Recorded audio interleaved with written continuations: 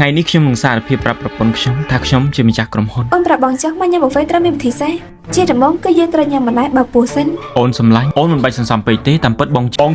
ស្យាវ៉ាំងឮថាបងរៀបការហើយនេះជាប្រពន្ធបងមែនទេតើវិញខ្ញុំជូនតាំងសិនយីប៉ុនឲ្យបងមួយឈុតទុកជាកាដូរៀបការឲ្យបងឯងគួរសំពេកហើយខ្ញុំទៅសិនហើយក្រែងបងគឺជាអ្នកបើកតាក់ស៊ីមែនទេមិនបានជាបងស្គាល់មិនដែលមានបែបនេះអត់ដេញណែតាមពិតទៅបងគឺជាម្ចាស់ក្រុមហ៊ុនយីដាល្បាល់យោឯងចង់បានដែរហ៎ចាំយើងទិញឲ្យឯងមួយឈុតដែរណាគេស្រវឹងហើយបងក៏ស្រវឹងដែរហ៎ញ៉ាំបាយហើយចាំនាំនាងទៅចៃលុយឲ្យនាងដឹងពីសមត្ថភាពរបស់ខ្ញុំស៊ីឈីបងនាំអូនទៅទិញកាបូបបងមិនអីទេមែនទេកាបូបប្រេននេះមួយតម្លៃដល់ទៅ300000មិនអីទេឆូតកាតបងទៅនេះគឺជាកាត់ខ្មាំងមិនកំណត់លុយអូនស្គាល់ដែរមែនទេប្រកាសហើយព្រោះអីអូនក៏មានដែរទិញ10តែ$20ទេអូនទិញមកតែមិនទៅ20គេអេនេះខ្វាក់ភ្នែកទេ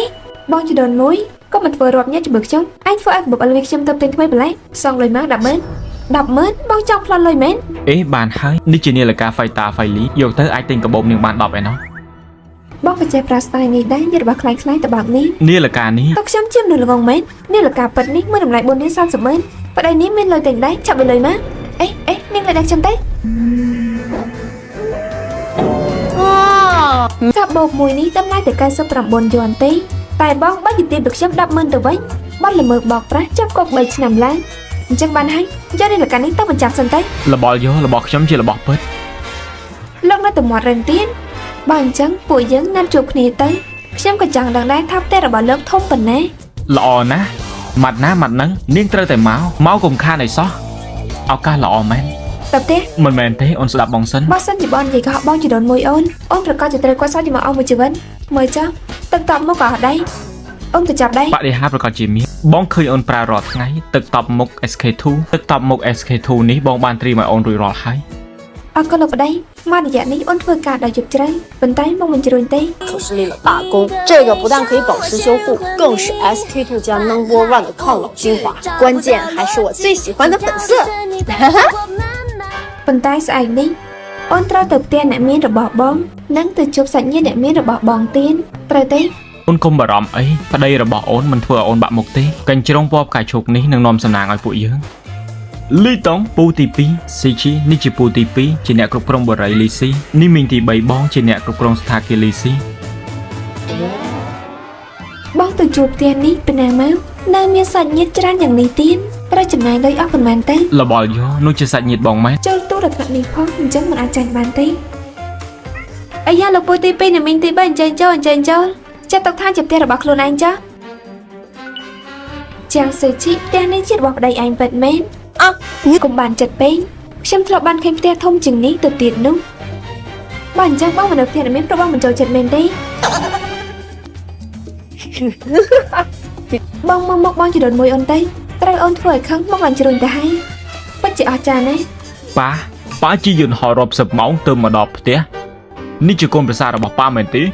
លបលយកខ្ជូតណាស់ប៉ាតាមផ្លូវធ្វើដំណើរហត់ហើយលីតុងបងទៅយករបស់ញ៉ាំឲ្យប៉ាញ៉ាំមកអេលីតុងមួយយកឲ្យលោកប៉ុន្មានទៅសមាជិកភាពខ្ញុំប៉ុណ្ណេះហើយនៅយកលុយពីគេទៀតនោះអាក្រក់មើលពេកហើយអេ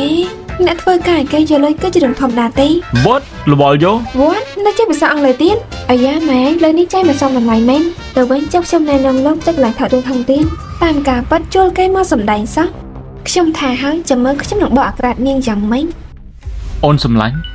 លោកប្តីបងមិនចាំពេលល្មមមាននឹងល្អមើលឲ្យមើលអ្នកទាំងអស់គ្នាស្ដាប់ឲ្យច្បាស់ប្តីរបស់ជាងសេជីជានាយកក្រុមហ៊ុនគឺជារឿងខ្លាំងៗទេបងមានសម្អាងអីនិយាយបែបនោះឯងហ៊ានស្បត់ទេខ្ញុំមានសេជី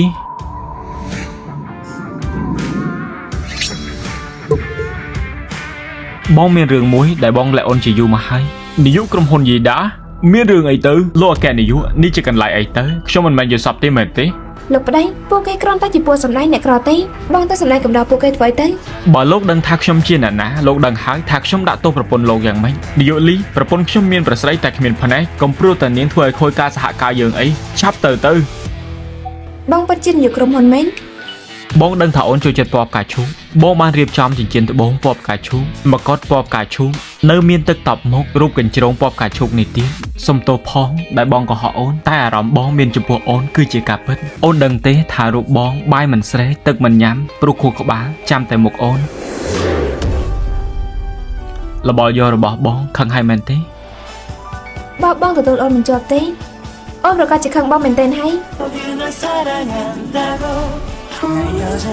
បងជាសំណាងបតិកតបមករូបកញ្ជ្រោងនំសំណាងឲ្យអូនឆ្នាំ2024នេះ